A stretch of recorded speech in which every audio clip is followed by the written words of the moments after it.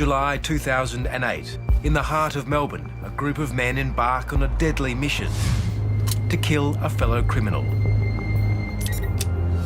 They work for one of the most secretive and powerful mafia organisations in the world, unaware that police are watching their every move. We became aware that they were in possession of handguns, of firearms, which gave us rise for concern. And it became very clear to us that they were allegedly embarking on a mission to go and do someone some significant harm. They were going to kill someone. That's certainly the allegation. Among the conspirators was Frank Modafferi, a suburban greengrocer with a reputation as a violent underworld figure. Police phone taps recorded him threatening another criminal over a drug deal. E ti dice che si può dire si piglia un fucking tambuto e mo su fucking presente che vai orari e tu con fucking capo quello Java e mo fucking piglio e mo fucking levo. Well, certainly he was regarded with a degree of trepidation, with fear, with respect. His reputation for violence obviously had been established. Detective Superintendent Matt Warren and his federal police team had accidentally stumbled across the murder plot as part of a top-secret organised crime investigation. They faced a terrible dilemma as they watched events unfold. The police would have to intervene to prevent any killing, but that would force them out of the shadows, blowing many months of painstaking surveillance work. Myself and the team had been living and breathing this investigation for months, and so for that to come unstuck at that point would have been devastating, really almost heartbreaking for the team and I, really. The would-be hitmen never completed their journey. Yeah, right, I'm getting all this on video. Constantly, and so they've attached the jumper leads to both vehicles. Their car broke down and they regrouped, still unaware that federal police were shadowing them.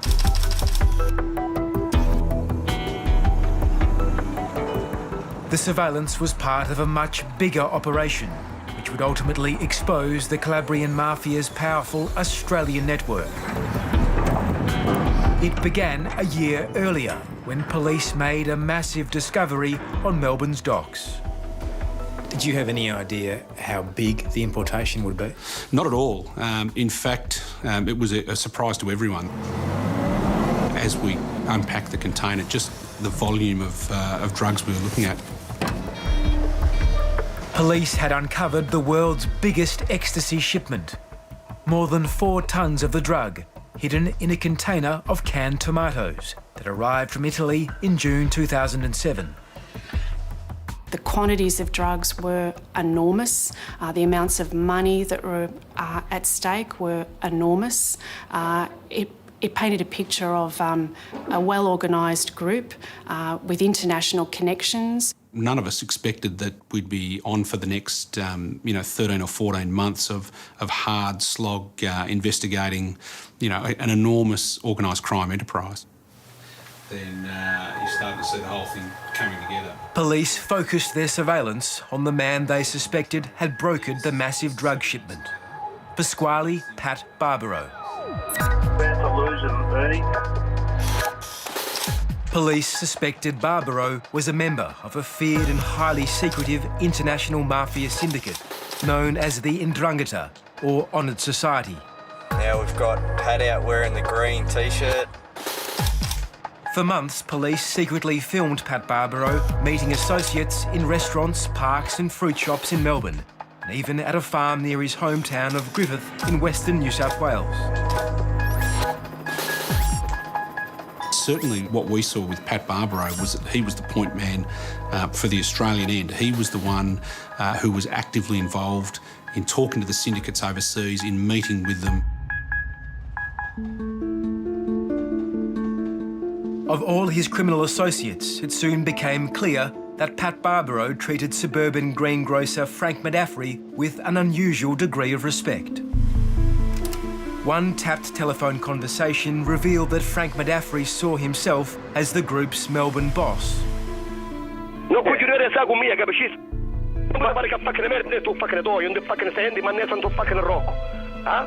I'm fucking responsible per fucking merda. Merda ne tu meo e non ti fucking Pascali. I think it shows that in his mind, he was the number one Ndrangheta figure in Melbourne, that it was his patch, it was his turf, and that whilst Barbaro was able to operate there in relation to what he was doing, it had to be with his permission and with his knowledge. So I think unquestionably he viewed Melbourne as his patch. As the surveillance continued, other men came into view. This is Frank Medafri's elder brother, Tony. Tony Medafri is a multi-millionaire businessman who part owns a national chain of pizza restaurants as well as several fruit and vegetable shops around Melbourne. Is it fair to say that Tony Medafri was deeply connected to these organised crime figures? Well, certainly he's a very strong associate, absolutely. On a weekend in March 2008, police were watching when Tony Medafri met Pat Barbaro and two other drug traffickers in Melbourne's Flagstaff Gardens. It's never been established that Tony Medafri is involved in drug trafficking, but his meetings with drug importers aroused police suspicion. Tony Medafri appears throughout the court allegations as somebody the group consistently sought to meet with in private, Crown Casino or in the villa, the Flagstaff Gardens. What was his role throughout the operation? We would say that he was an interested party.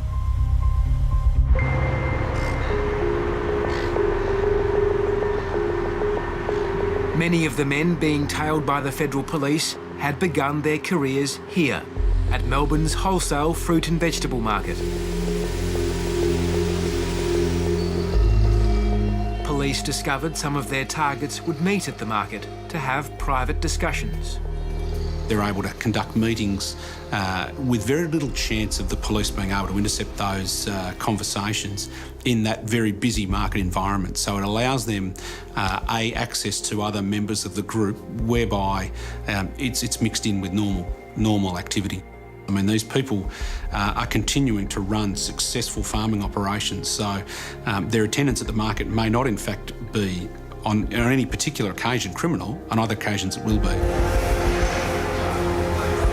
For decades, the Ndrangheta controlled the market through a cartel that monopolised the sale of produce through bribery and extortion.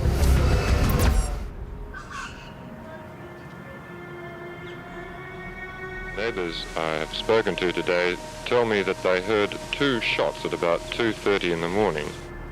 The Ndrangheta's secretive market cartel only became public when power struggles within their ranks sparked outbreaks of murder and violence. The explosion occurred just after 6 o'clock this morning during a busy trading time at the wholesale market. In 1983, the car of the undisputed Melbourne godfather, Laborio Benvenuto, was bombed in the market car park. When the explosion occurred, Might be the petrol tank. You don't think somebody put a bomb in your car? No, because I never got no enemy. You've never been involved in any trouble here at the market? No, never in my life. Never. A top-secret National Crime Authority report obtained by Four Corners found that the violence was connected with the alleged secret commission and extortion schemes which were operating at the markets. This group was the so-called honoured society. Well, that's what they might have called them. I never used that expression, and we didn't. Our company never used that expression.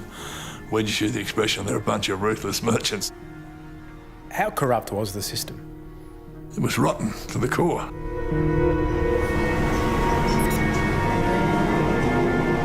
Fruit and vegetable wholesale king Frank Costa saw the cartel in action. What was happening was that they had the buyers of certain products, major lines, big volume, in their pocket.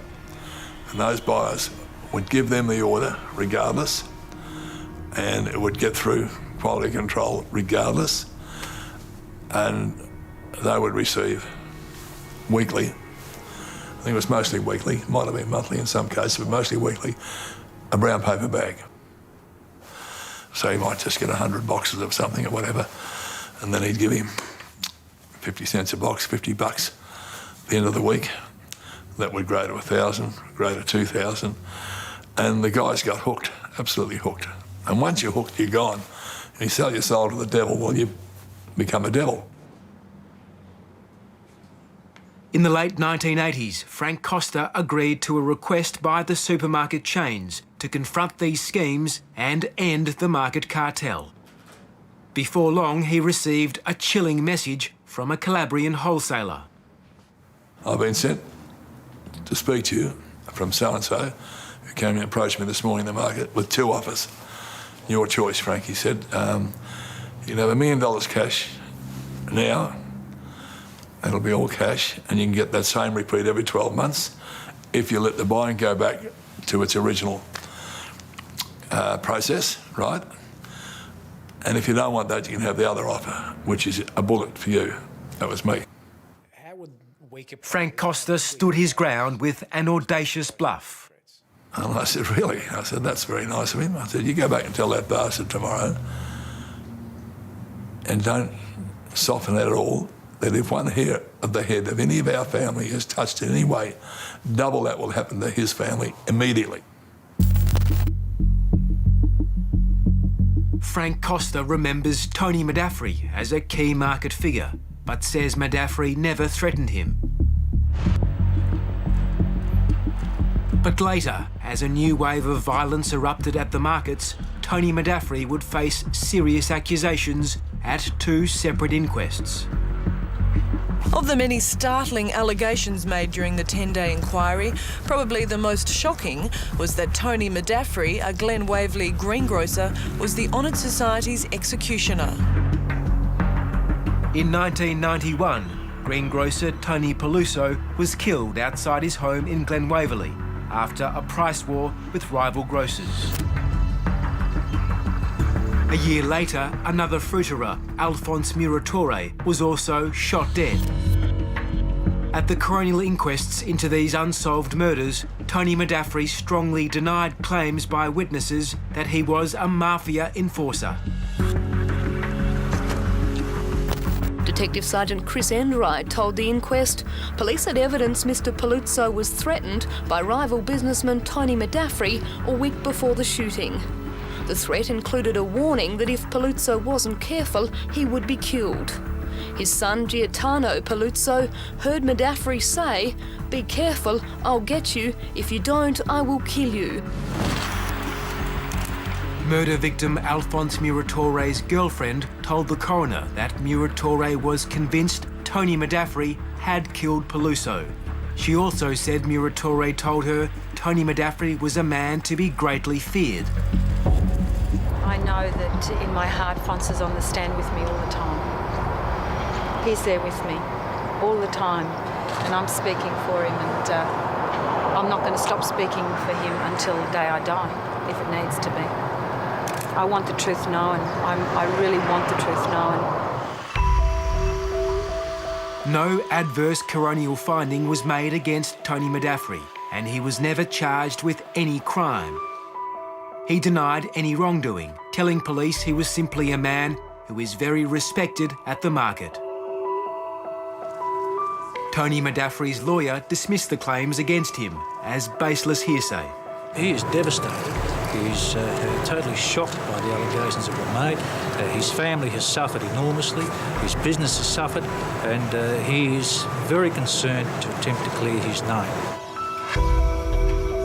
In 1995, the National Crime Authority completed the biggest mafia inquiry in decades, codenamed Cerberus. Four Corners has obtained the confidential Cerberus report, which was never publicly released. Antonio Madaffri has been named by 3 sources as being a member of the Honoured Society. Membership of a secret society must be considered as highly probable.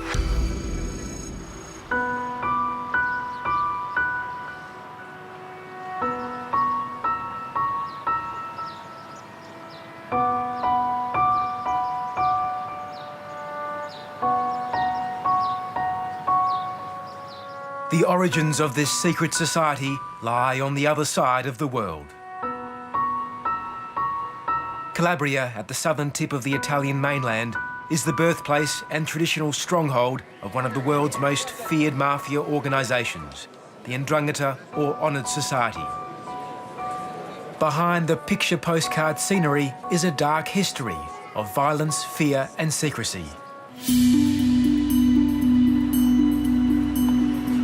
The 'Ndrangheta has built its reputation on violence. It's especially in the 70s, 80s and 90s, so right at the beginning of its empire of drugs, in order to keep the intimidation and to keep the fear and to keep the social control. Fighting the mafia here is a risky business. In order to meet one of the top anti-mafia prosecutors, we are escorted by his armed security detail, who must protect him from assassination around the clock. Roberto De Palma says the Calabrian Mafia has built a powerful base in Australia. Nice to meet you and you're welcome. No, thank you. Allora, i legami tra l''Ndrangheta calabrese e l'Australia sono forti, ma non deve assolutamente meravigliare, perché noi troviamo l''Ndrangheta come una dimensione ormai mondiale. Il flusso migratorio degli italiani in Australia è storicamente un dato assolutamente importante. E quale migliore situazione se non ricreare la Lidl Italy anche in Australia con le medesime dinamiche virtuose, ma anche viziose. The Calabrians entrusted the world's biggest shipment of ecstasy to the Australians, 15 million pills. What does that say about the essence of the relationship? Significa che la circostanza che sia stato scoperto un carico di estasi così significativo ed importante affidato dai calabresi agli australiani non fa altro che mettere in evidenza che in Australia esiste quantomeno un'organizzazione criminale che professionalmente lavora in maniera adatta e adeguata nel campo degli stupefacenti. At Calabria's container port, Italian police regularly seize massive hauls of cocaine bound for markets in Europe and Australia. But it's just a fraction of the 'Ndrangheta's lucrative global trade. Rappresenta in questo momento la potenza mondiale più importante nell'ambito del traffico delle sostanze stupefacenti, soprattutto della cocaina.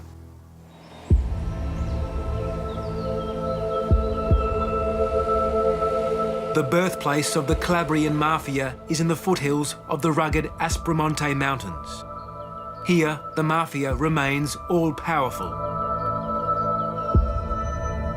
There is the code of honor, meaning that if you break the secrecy code, obviously someone has to do something about you. So if you should be killed. Calabrian-born mafia expert Dr. Anna Sergi is our guide as we travel to the tiny mountain village of Apido Mamertina. It's a notorious 'Ndrangheta stronghold. It's also the ancestral home and birthplace of Frank and Tony Medafri, the brothers who would later attract so much police attention in Australia. Would Frank Medafri still have strong connections to the town? Yeah, that's absolutely expected. That's the one thing that has always been clear to the authorities in Italy, in Calabria, in Reggio, is that for the Australian organisation of Calabrian origin to exist, there has to be an approval from here. You don't have to look far to see evidence of links to Australia. Tony Medafri left here as a teenager, but Frank stayed behind to establish his criminal reputation. Francesco Medafri started his criminal career very young, from what we see from his record. We see someone involved in violent acts. This is the area where Frank Medafri was blooded as a young mafia soldier. Aged just 19, he was caught by police, acting as a bagman in a violent extortion scheme. The scheme involved blowing up the house of the victim and demanding a huge payoff. Frank Medafri was caught when he came to pick up the cash.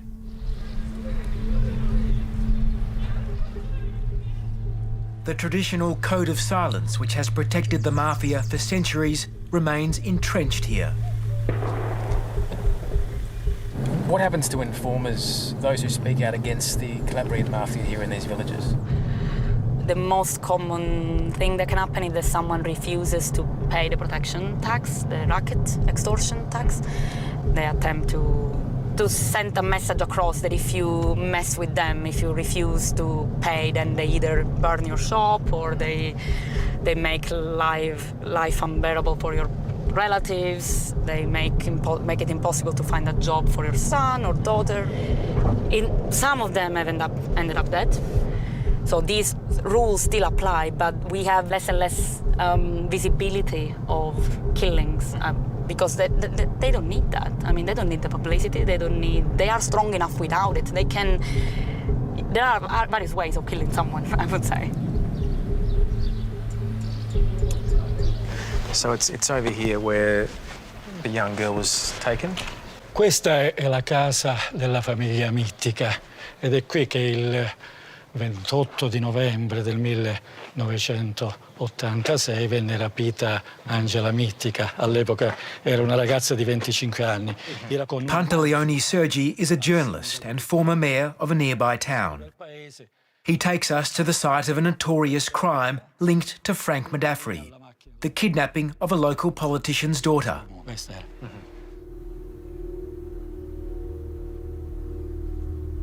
Cronaca, rapimenti in Calabria, ancora nessuna traccia di Angela Mittica. Angela Mittica's kidnapping became big news in Italy as one of a spate of high-profile mafia crimes. We've just been told that Angela Mittica might be willing to talk to us. Now, if she goes on camera, it would be an extraordinarily brave move. Most people here are still terrified about speaking openly about the Mafia.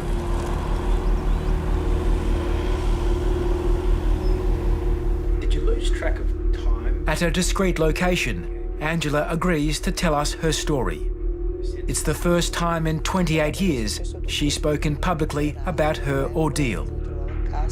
Io ero impaurita, terribilmente impaurita, perché non avevo idea di quello che stesse succedendo. E invece mi hanno detto no, è un rapimento, è un sequestro, insomma, non preoccuparti, non sono altre cose, nessuno ti vuole fare del male, nessuno ti vuole uccidere. È un rapimento proprio per, insomma, a scopo estorsivo, ecco, di denaro, per ottenere il denaro. Angela Mittica would spend almost 5 months held captive in a cave hidden among the rugged mountains that surround the town. Her captors wore balaclavas at all times, so she would not be able to identify them.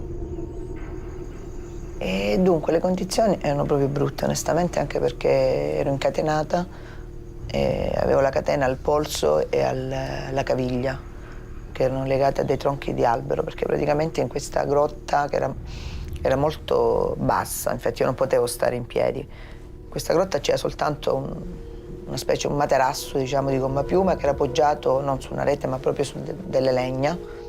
Soltanto poi quando venivano appunto loro me la toglievano, ecco, un po' di tempo, diciamo.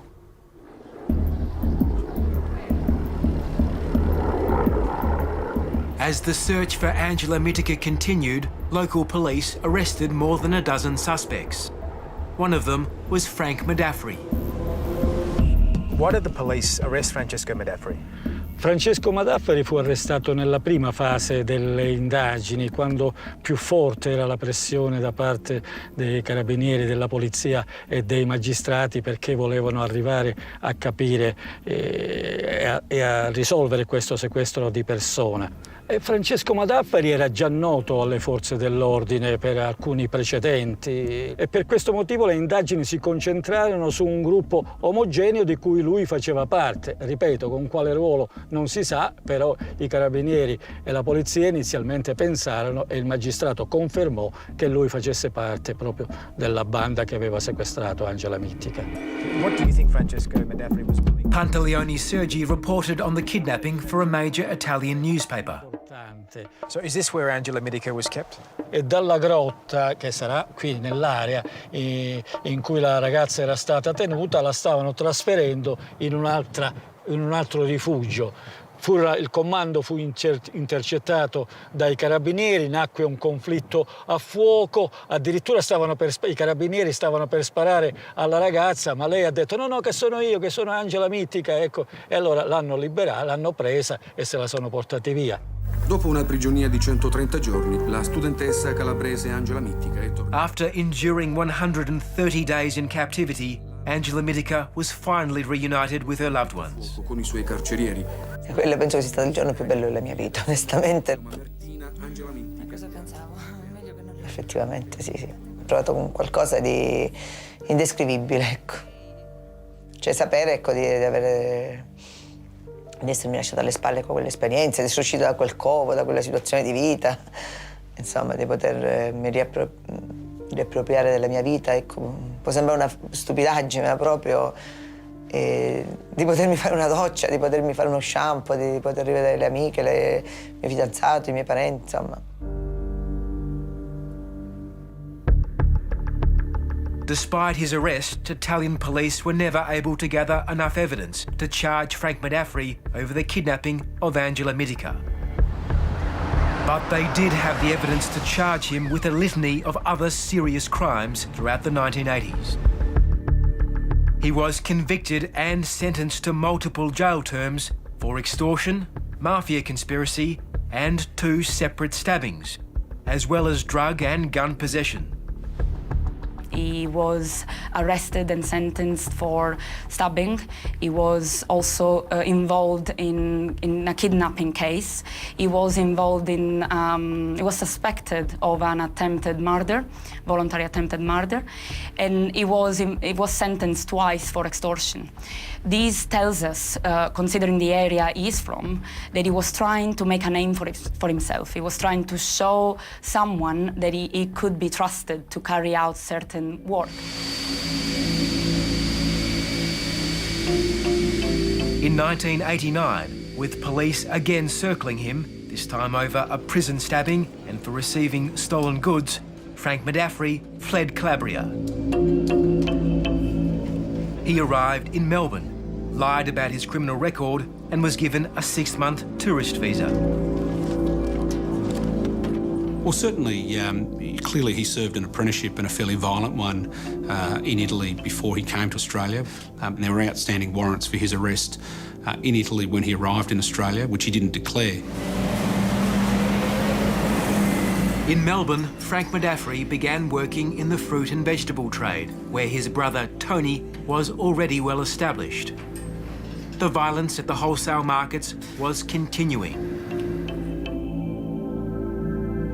Before long, both Frank and Tony Medafri were at the centre of criminal investigations, with police making explosive allegations in a statement later aired in court and fiercely denied by the pair.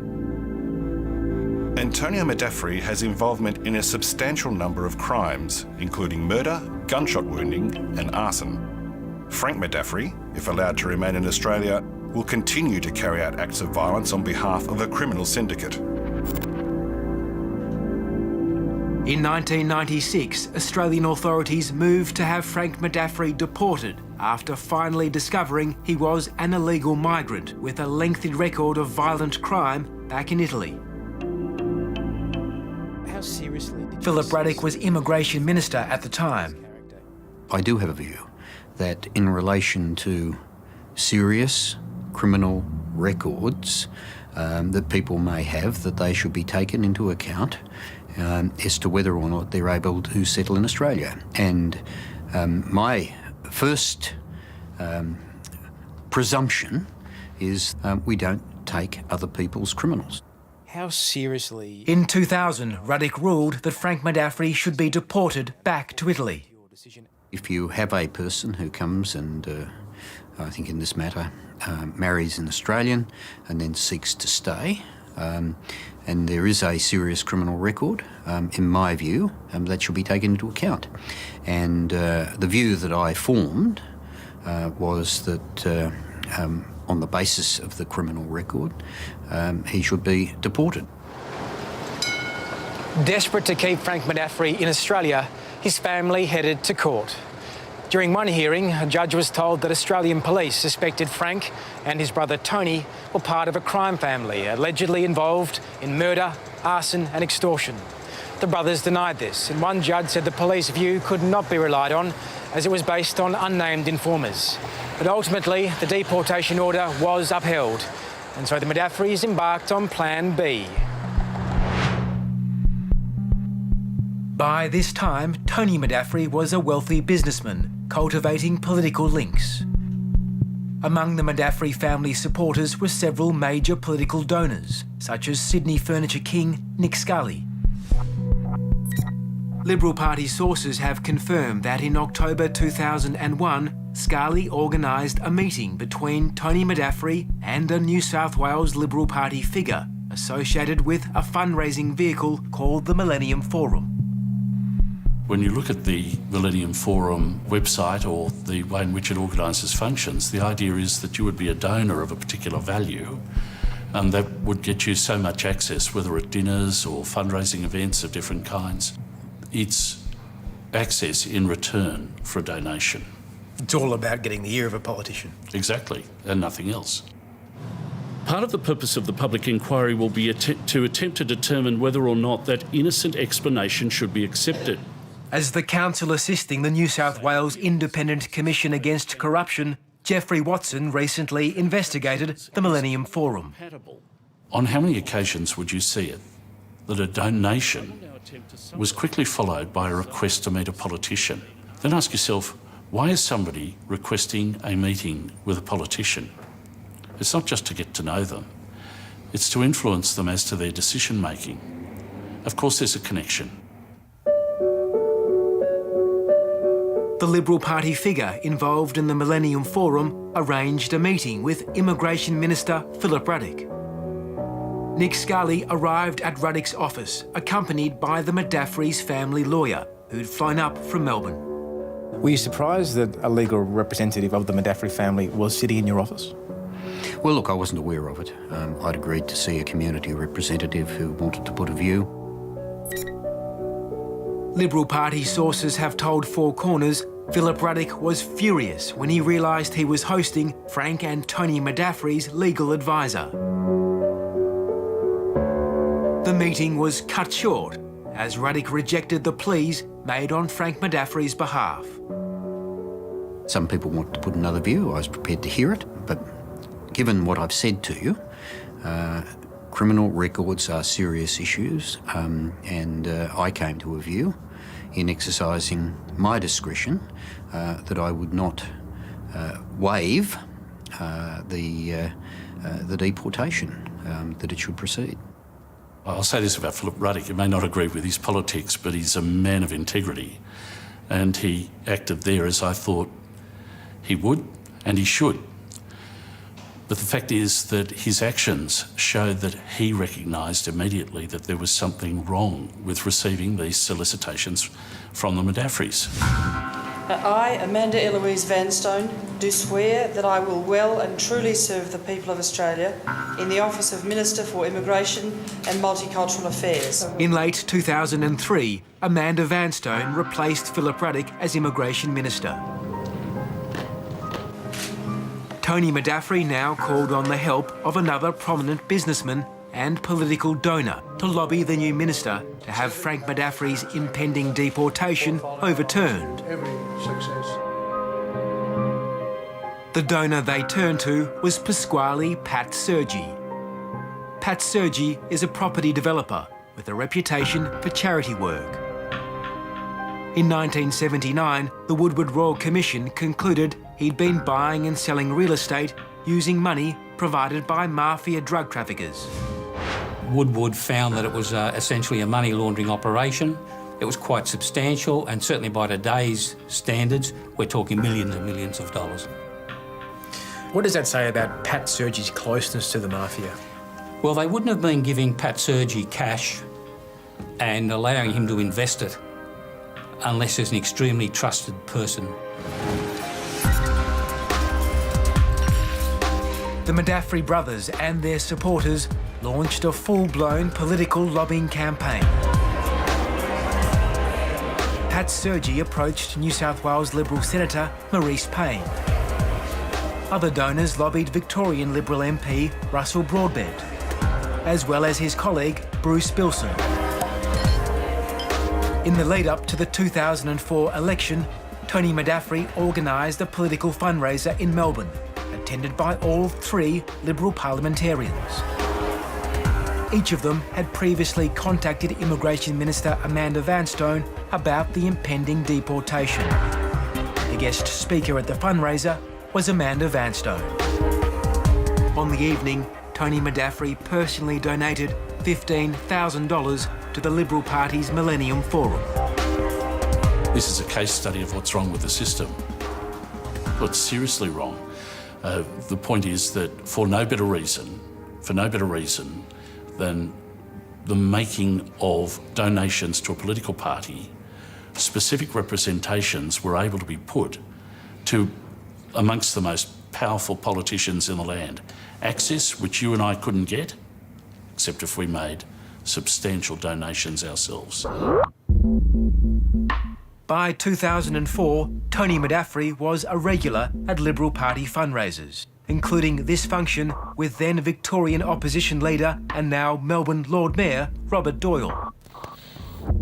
Searching through hundreds of photos from fundraising events, Four Corners discovered Tony Madaffri even meeting then Prime Minister John Howard. In November 2005, after years spent lobbying, Frank Madaffri finally got the break he was looking for. Amanda Vanstone intervened in the case and overturned the deportation order. Amanda Vanstone has not responded to repeated attempts to contact her, and all the MPs involved in the lobbying declined to be interviewed.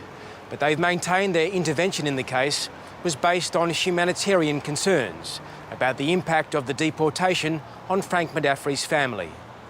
Why did you feel it? Senior officials who worked on the Madaffri visa case have told Four Corners the decision to overturn Ruddock's deportation order was appalling, as it exposed the community to harm. Do you stand by your decision that you made as Minister in the Francesco Madaffri case? Look, I wouldn't be here talking to you if I didn't believe that weighing up all of the issues that were before me at that time, that it was the appropriate decision. Should Frank Madaffri have been given a visa? Well, that's not really a question for me to answer. However, on the basis of the fact that he had significant criminal convictions, certainly he's not someone that we would recommend would be given a visa to reside in Australia, for sure. Four Corners can reveal that a secret multi-agency police report found the Madaffri visa case highlighted the insidious ways the Mafia enter the social or professional world of public officials and through legitimate processes achieve influence. There is no suggestion that Vanstone acted corruptly. Rather, that members of the Italian community, including 'Ndrangheta members and their families and associates, are likely to have ingratiated themselves with her office, and that through their legitimate public face were capable of achieving influence. The Calabrian Mafia doesn't give anything away. Any cent they spend is because they expect 2 cents back. Now, in this case, what they were doing were making an investment in political connections to try and build up pressure to have it overturned.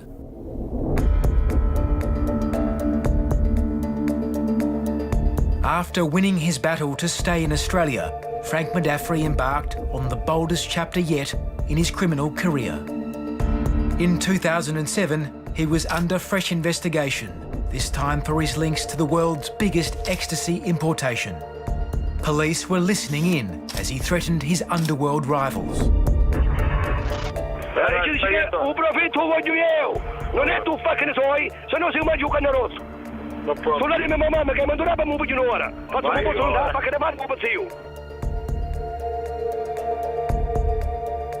Detective Superintendent Matt Warren was convinced that Frank Madaffri was part of the syndicate responsible for the massive ecstasy shipment. But catching him and his accomplices would not be easy and would involve a high-stakes cat-and-mouse game between police and one of the most dangerous mafia groups in the world.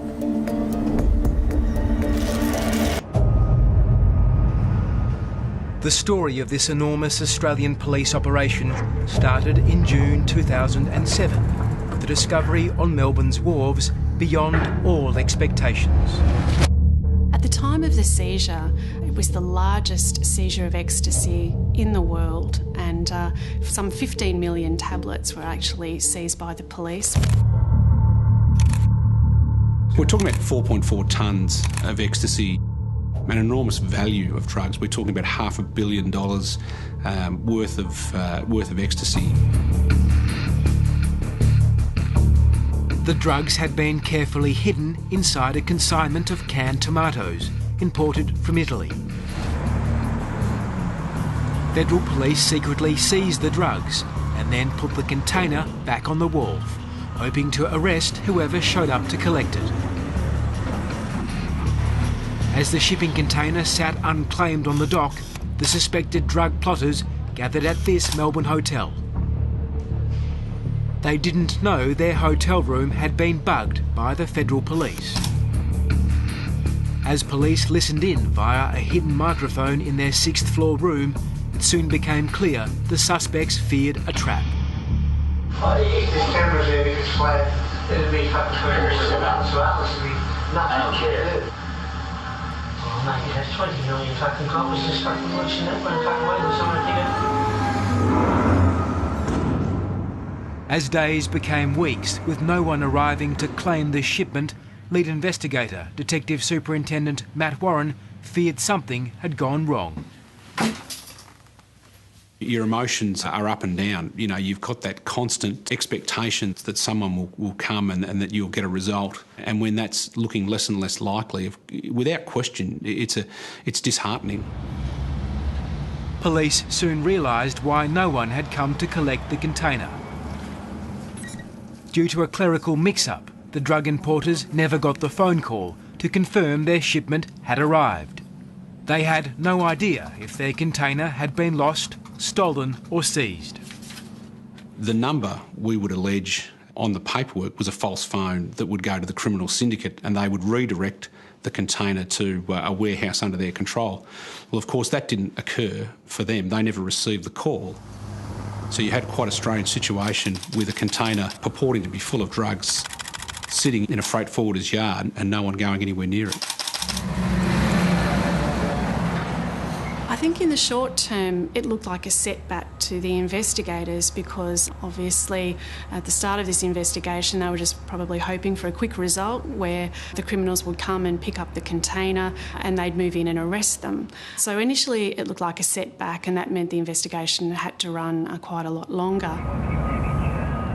In fact, it was a turning point, and it allowed us to go from arresting some of the lower level suspects to move up the chain and take out some of the probably the highest profile organised crime figures in Australia.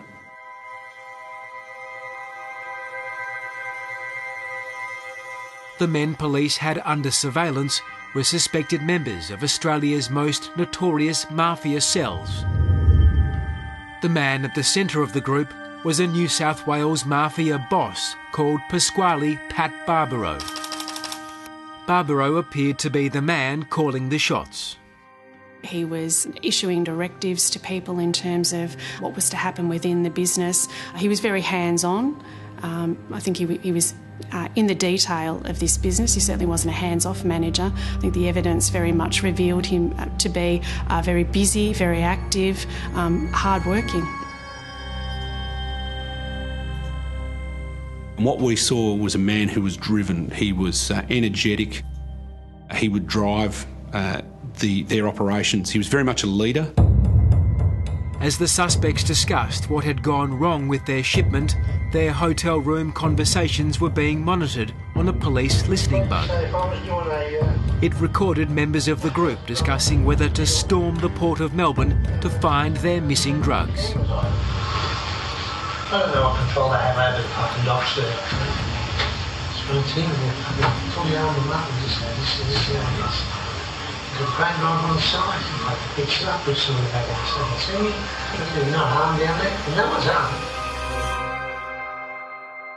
For the criminals, they were madly scrambling to try and locate the container because at that point it had gone missing, and certainly it became very clear to them, although they weren't able to confirm that the container had been intercepted. The listening bug also revealed associates of Pat Barbaro describing his growing fears that either police or another criminal syndicate had seized his drugs. That's devastating. It's fucking shock. But what he's got to realise now, he's got to realise that he's been the drugs. Our view was that if we continued to investigate them, they would need to talk about the fact that they had not received these pills, that they had lost. They're talking about a huge financial blow to a syndicate. There would be a lot of people who would be owed a lot of money. There'd be a lot of people who would have had an expectation of receiving a lot of money out of this. So therefore, people need to talk, they need to discuss. And that was where we were hoping that we would start to gather some evidence of what had occurred. What I'm saying to you is this is most likely the trafficking. Police believed if they followed Pat Barbaro, he could lead them into the heart of the secret operations of the Calabrian Mafia.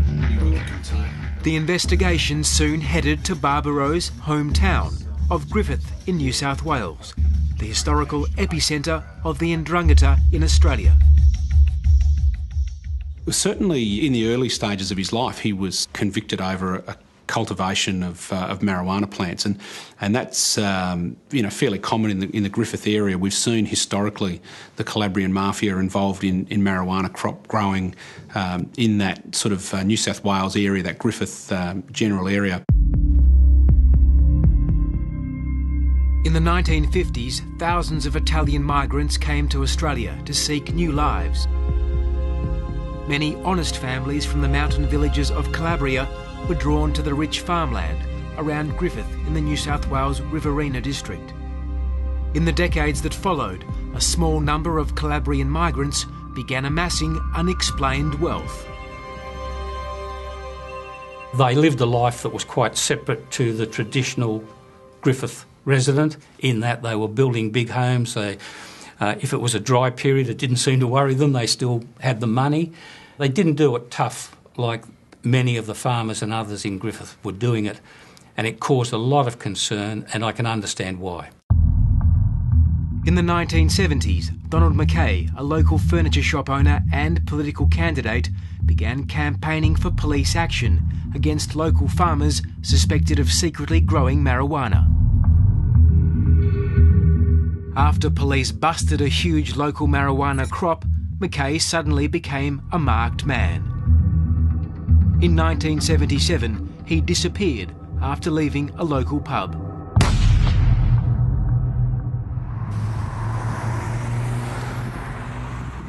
When these crops were seized, he was blamed for it.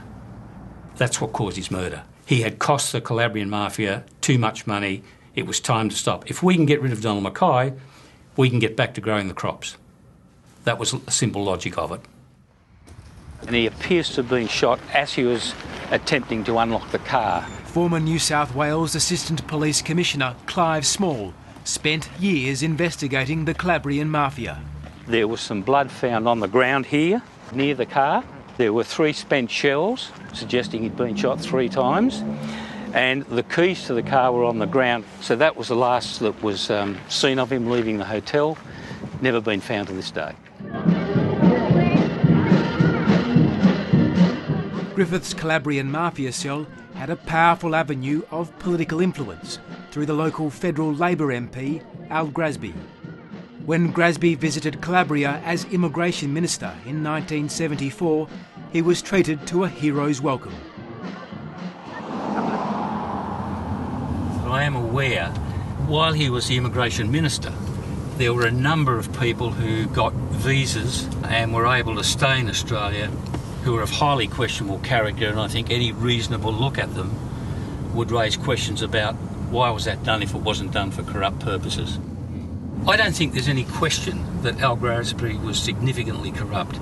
His attempts after the Donald Mackay murder to move the blame away from the real killers and make suggestions that Donald Mackay's wife and others were involved in the murder was disgraceful, and I don't think any man with any sort of decency could justify that. Responding to the public outcry over Mackay's disappearance, the New South Wales government set up a royal commission headed by Justice Woodward to investigate drug trafficking networks.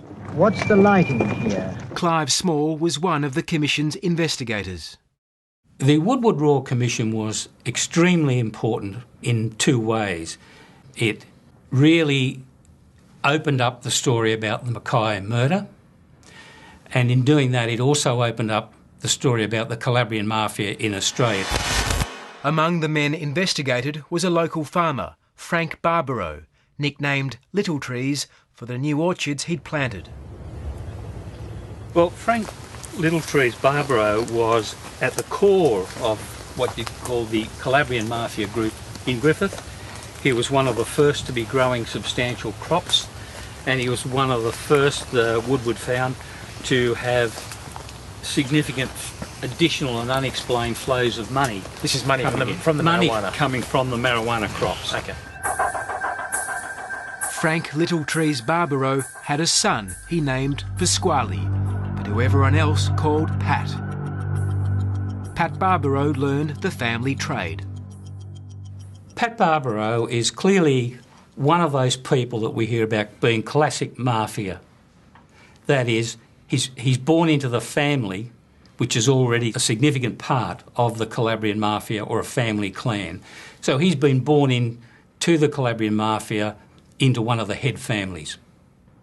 Certainly, what we see with this is what we've seen historically with the Ndrangheta, that you will have the baton passed essentially from father to son, from father to nephew, and that they will continue to use those very strong family links and will take over essentially the family business.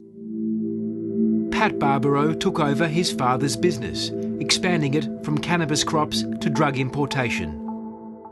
Here is Justice Woodward in the 1970s warned the federal and state governments and the law enforcement about this threat involving these people. And here we are some 30 to 40 years later, the same families involved in major drugs still from that time. And if you look at Pasquale Barbaro's history, he'd been involved in drugs almost all his life. Clive Small says that the Woodward Royal Commission's recommendations to launch a long-term anti-mafia campaign were ignored. Soon the mafia faded from public view. Well, we've had for 16 years a denial that there is such a mafia in Australia, and I think that's part of the problem. If we had admitted that we had a problem with the Calabrian Mafia, the public would be screaming for us to do something about it. If we say it doesn't exist, then we don't have to do anything because there's nothing to respond to. And I think that's the problem that's been hidden from the public because it's too big a political problem. According to a secret 2003 National Crime Authority report obtained by Four Corners, police had for several years been confidentially warning that Pat Barbaro was part of a powerful Australian Calabrian mafia network. This network had infiltrated members into or recruited people from public organisations, government and law enforcement. One of Barbaro's criminal associates had even allegedly paid off judges, costing approximately $2.2 million. Barbaro himself was suspected of using the profits obtained from cannabis cultivation to finance the importation of drugs from overseas. Certainly by late 2006, early 2007, we were well aware of his prominence and that he was extraordinarily active in international crime. If you have a look at his history, he's been involved in crops in New South Wales, in Queensland, that's cannabis, but then he seems to have moved into other drugs, be it amphetamines, ecstasy and the like. By early 2007, police were investigating Pat Barbaro over several drug importations.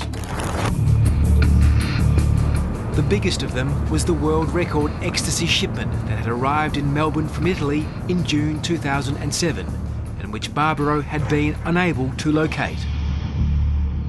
This was a continuation of a number of investigations that were occurring. The AFP were investigating and had investigated Pat Barbaro over a number of years.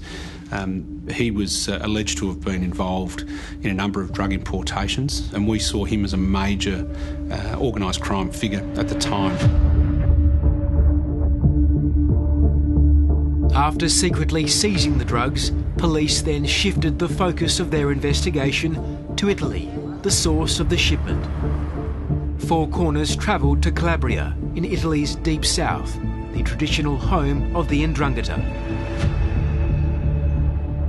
The 'Ndrangheta in Calabria and 'Ndrangheta in Australia are tight, really tight. Even if they migrated 50 years ago, they still are very connected, even in a nostalgic way, to the motherland, which is Calabria. So the links are there, the links are tight, and they are based on the one thing that keeps all the 'Ndrangheta clans together, which is blood ties. The most common thing that can happen is that someone refuses... Dr. Anna Sergi is a Calabrian Mafia expert who's studied the group's links to Australia. The Barbaro family is one of the oldest mafia families in Calabria. The Barbaro surname is a guarantee for if you want to access certain drug routes, if you want to be involved in certain cross-transnational business.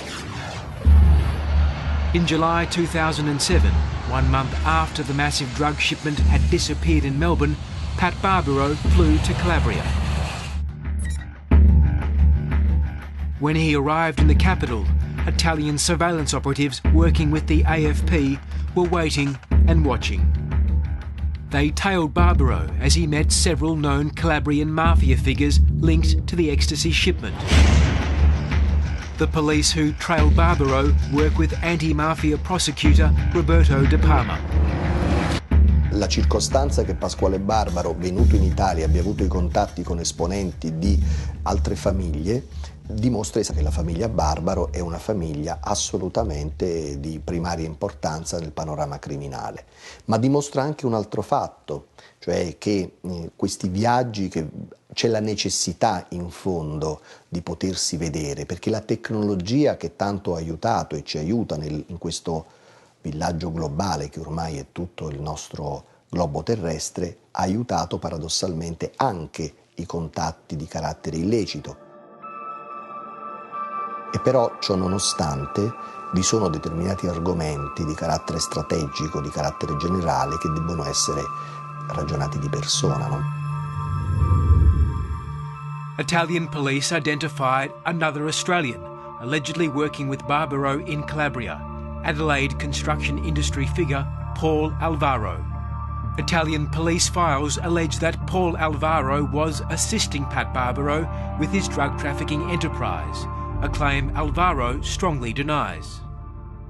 Sì, la famiglia Alvaro è una delle famiglie di 'Ndrangheta più importanti, ma non solo la famiglia Alvaro, ma anche esempio la famiglia Barbaro è molto presente in Australia, la 'Ndrangheta è molto presente in Australia non solo ad esempio nella produzione di marijuana, ma anche nel traffico di cocaina e anche nell'occupazione della cosa pubblica. In Calabria, Barbaro's explanation to his mafia bosses about why their drug shipment was missing did not go down well.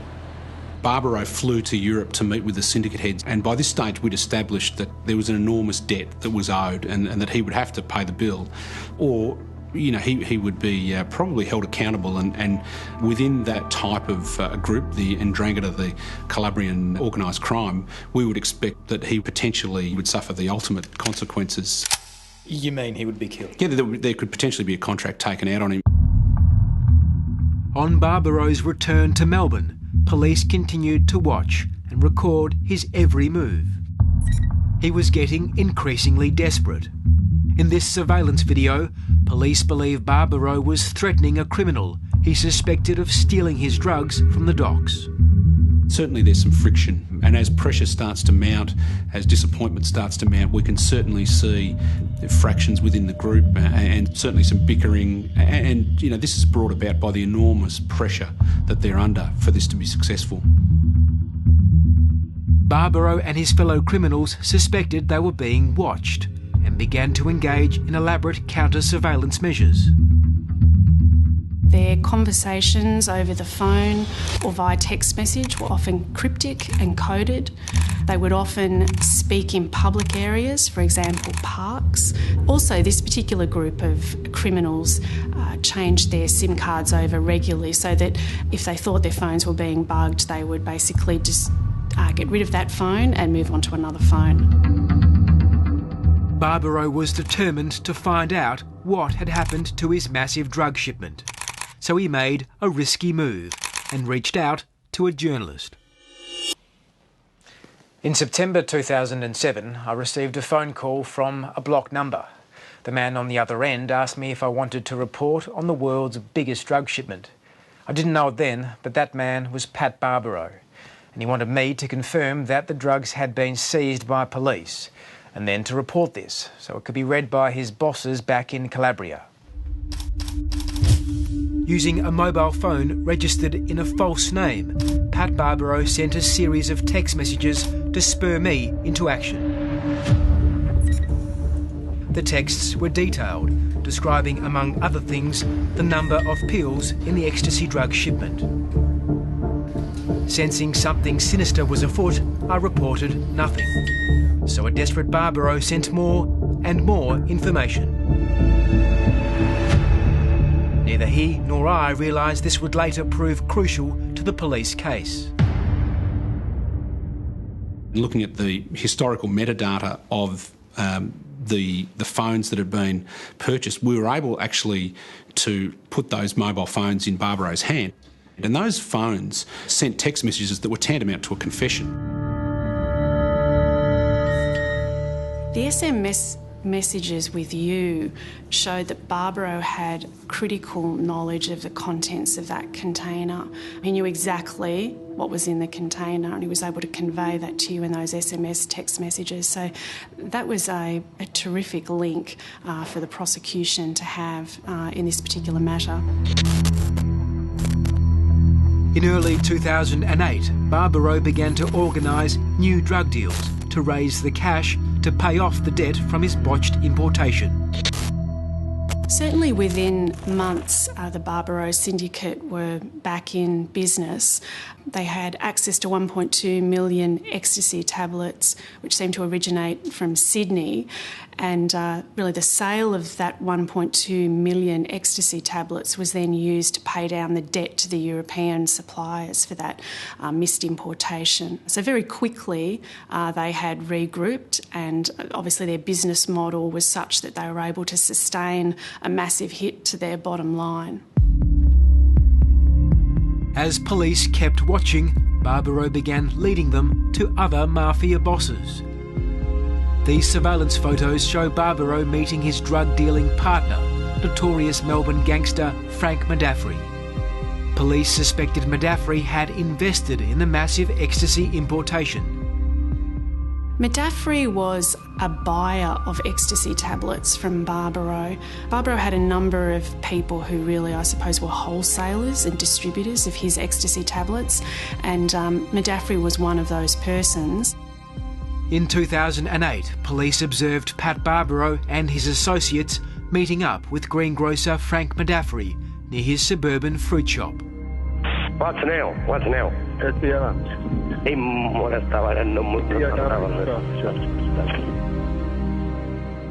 Barbaro handed Madaffri boxes, which police suspected contained drugs. Ultimately, we were able to prove that Madaffri trafficked in around 57,000 ecstasy pills for Barbaro, valued at between, I think, about $1.2 and $2.2 million. Like Barbaro, Frank Madaffri's roots were back in Calabria, where he'd racked up a serious criminal record before sneaking into Australia on a tourist visa in 1989. Last week, Four Corners revealed how Frank Madaffri used an extraordinary network of political donors, including his brother, Tony Madaffri, to lobby politicians to overturn a deportation order. Frank Madaffri was allowed to stay in Australia, despite Victoria Police warning he was a dangerous mafia figure. Clearly he served an apprenticeship, and a fairly violent one, in Italy before he came to Australia. Well, I think he's a significant figure. He's been involved for a very long time. By 2008, Frank Madaffri was busy trafficking drugs supplied by Pat Barbaro. He was also issuing threats to other drug dealers who owed him money. Vai Cerreto, mi porti i soldi mia e non mi sono rotti i pacchi coglioni e ora pigliare un che mangio. Ma che feci? Sono là di mia mamma. Io non ti chiedo quadrati, io mi ciuno e quando vanno con i quadrati se una roba e ci si dette cose da ciuccipi. E ci dice che un profitto voglio io. Non è tu ne soi, se no si mangia un cannarosso. The Mafia syndicate used this apartment in the Melbourne suburb of Carlton as a safe house to run their drug operation. Certainly, once we identified that that Barbaro was going to rent an apartment or a townhouse in Carlton, we were really excited about that, because finally we really saw ourselves getting ahead of the game. We could actually be a part of the conversation, so we could listen in and we could hear what they were planning.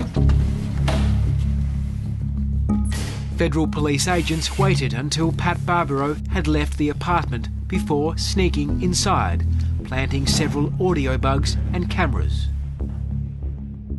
The AFP began watching and listening as Barbaro, speaking in code, discussed massive drug deals involving Frank Madaffri and other mafia figures.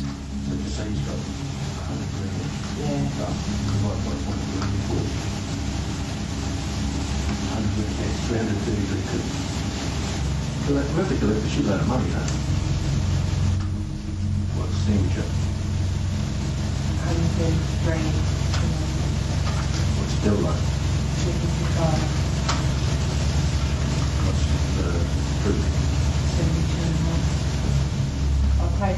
The bug picked up Barbaro reviewing his books of account. He kept quite comprehensive books of account which related to the drug trafficking business, and that would list customers and the amount of pills that had been sold to them and the amount of money that was owed to him. So both the camera and the listening device in that unit provided very compelling evidence.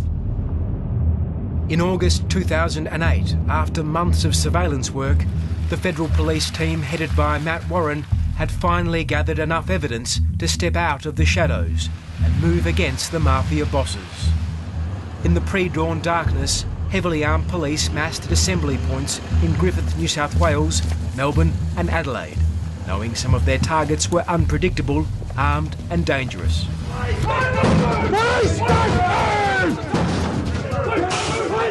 At the Carlton safe house, police found these handguns buried in the garden. Inside Pat Barbaro's Griffith mansion, police found guns, drugs and cash, along with a Scarface poster. This is part of a global international syndicate. This is a major disruption to transnational organised crime, both in this country and abroad. For the AFP, in our 30-year history, this is the largest operation we've ever undertaken.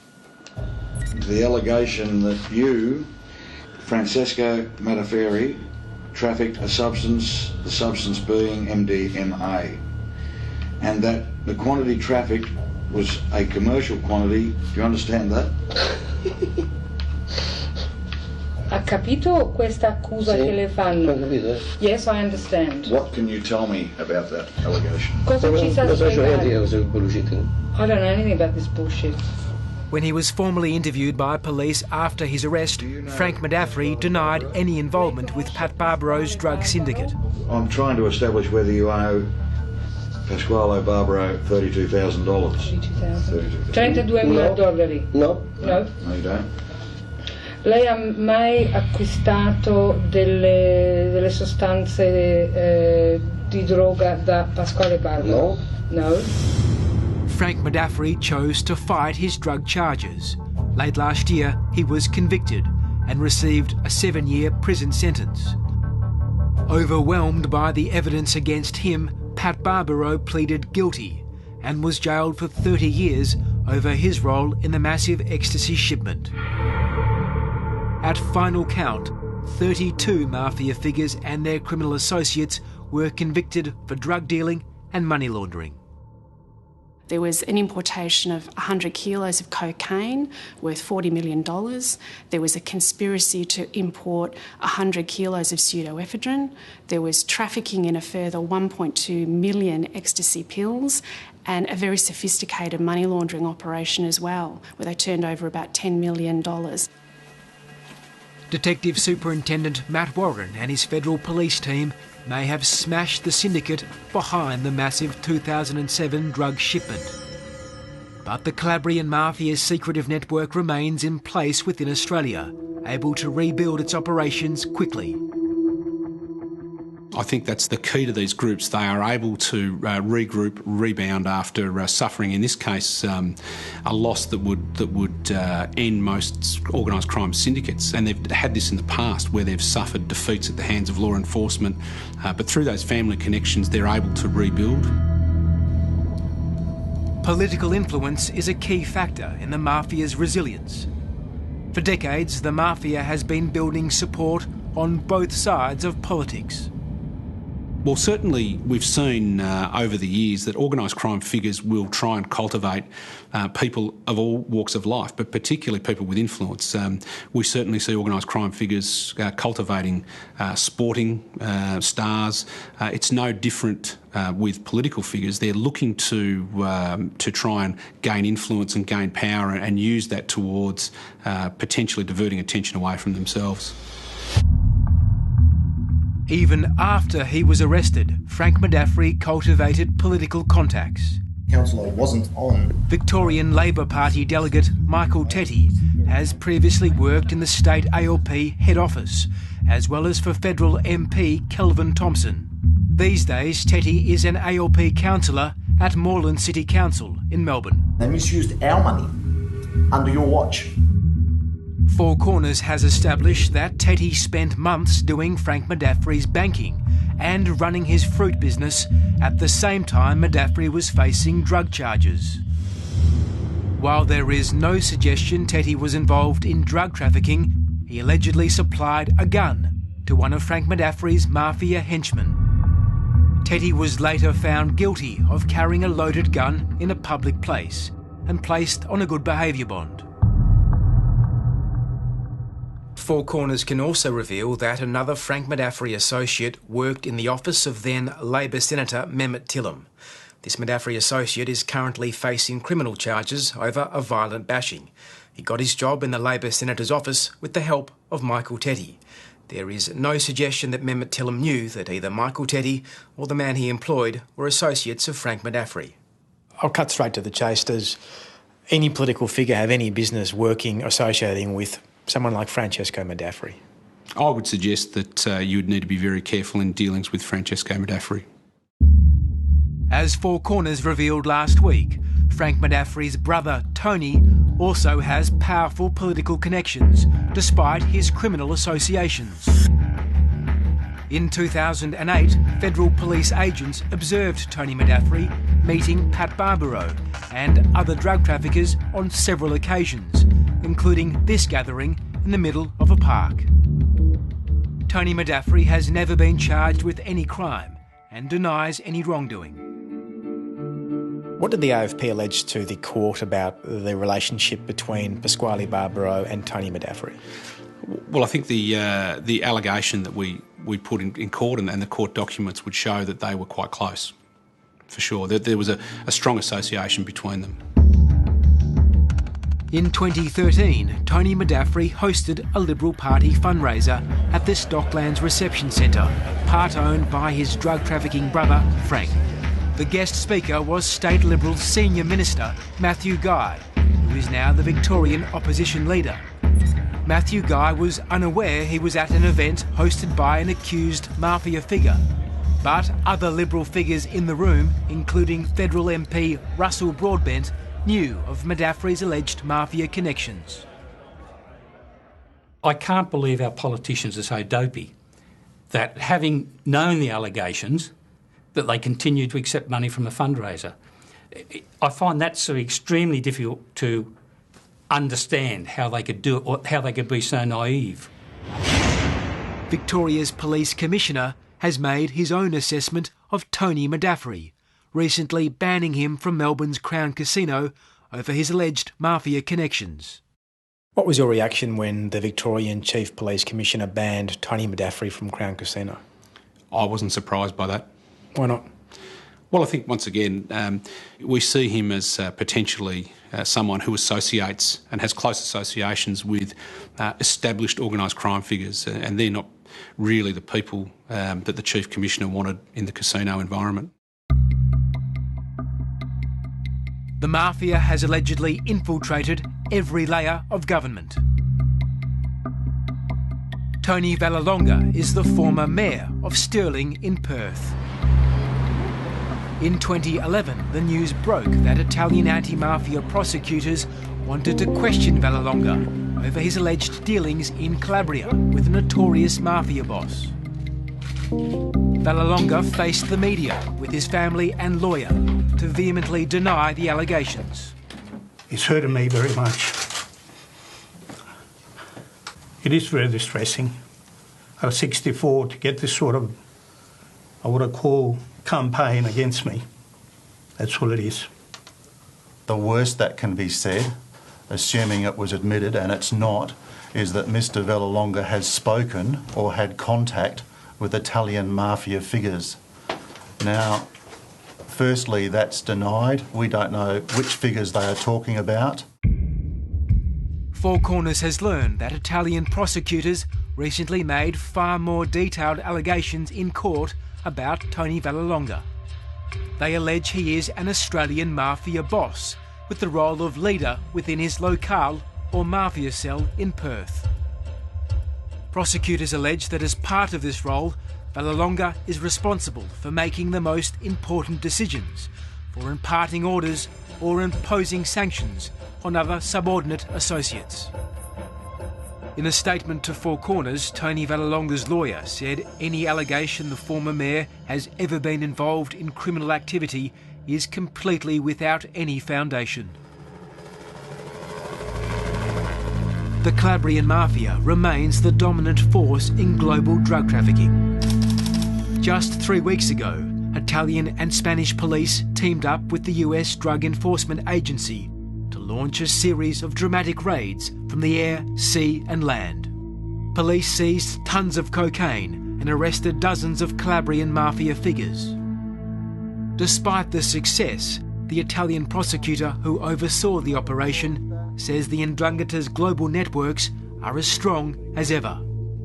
È un colpo durissimo, però noi abbiamo bloccato oggi un'organizzazione, ma ci sono tante organizzazioni di questo livello, di questo target, che stanno operando mentre noi stiamo parlando.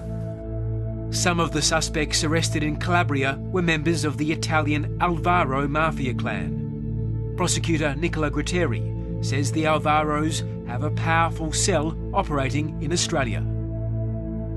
La famiglia Alvaro è una delle famiglie di 'ndrangheta più importanti, presenti già dalla fine dell'Ottocento nel panorama criminale, ma penso che la 'ndrangheta sia molto presente in Australia e che il contrasto non è adeguato, visto che queste famiglie stanno crescendo sempre più, sono sempre più forti.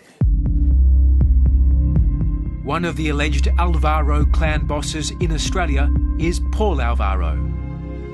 Paul Alvaro was the man police suspected of helping Pat Barbaro import drugs into Australia back in 2007. Italian police files allege Paul Alvaro has, like Pat Barbaro, risen to become a top 'Ndrangheta figure, allegedly involved in international drug trafficking. But this was never proven, and Alvaro strongly denies any involvement in mafia activity. His only criminal conviction dates back to 1990, when he was jailed for tax offences. The prosecution alleged the Alvaros lived grand lifestyles on the lowest of declared incomes, and that they were involved in the trafficking of marijuana.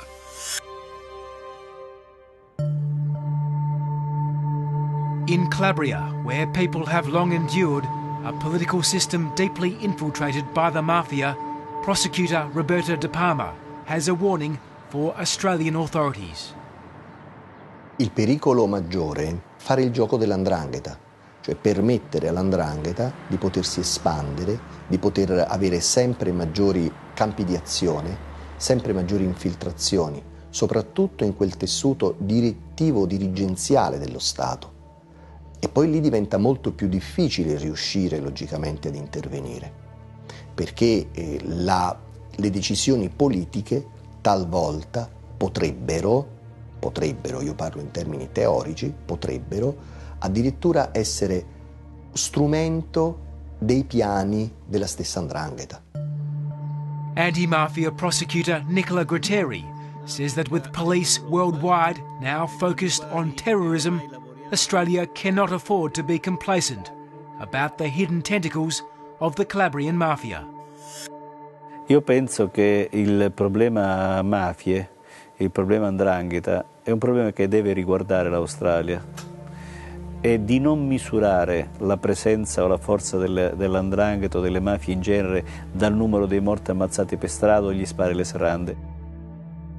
Capire chi rifornisce i locali di divertimento, le discoteche, i pub, chi li rifornisce di cocaina, da dove arriva questa cocaina, chi la controlla, perché dove arriva cocaina e chi fa arrivare la cocaina poi con quegli stessi soldi, con i guadagni di quei soldi, compra tutti gli immobili in vendita e in questo modo controlla il mercato, controlla l'economia. The warnings from Italy resonate strongly with the man who led Australia's biggest mafia bust. What we've seen is that these groups are very difficult to defeat. They regroup, they rebound, they reorganise, they have the international connections, which I think is a crucial part of the way they'll continue to operate. There's no question that Italian organised crime, Calabrian organised crime in this case, will continue. They will reorganise and they'll continue to conduct unlawful activity, drug importations, white-collar crime, because it's their business.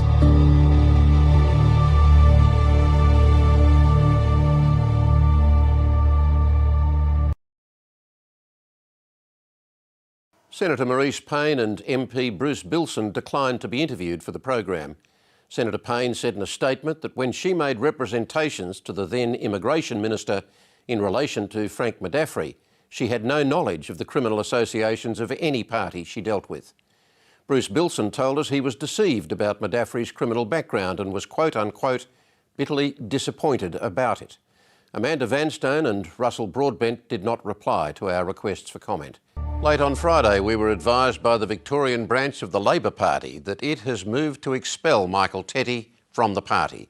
Labor MP Kelvin Thompson has told us Tetty only worked in his office for 1 month and he had no idea of Tetty's mafia connections and supports his expulsion. Tetty declined to be interviewed for the program, but through his lawyers has denied any wrongdoing and said his relationship with Frank Madaffri was professional.